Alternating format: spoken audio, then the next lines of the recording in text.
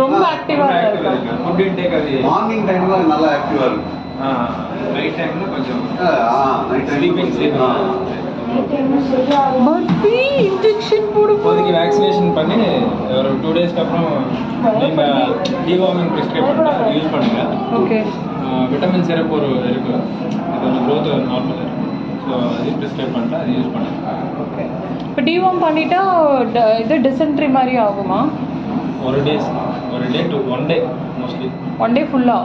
Next weekend இல்லை ஒரு time 1 டே, ஒரு டைம் அது 2 டைம். 2 டைம் கொஞ்சம் கொஞ்சம் அவன் மோஷன் போறப்போ dysentery loose stools water stools இல்லை. அது நார்மல், அது காமன், அது என்ன பட்டுக்கு காமன். ஏய் நேம் என்ன? Barfi. Barfi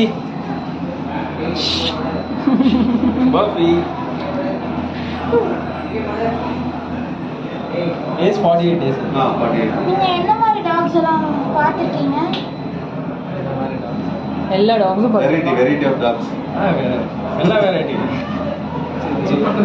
golden retriever, lab. இது கோல்டன் ரெட்ரீவர்.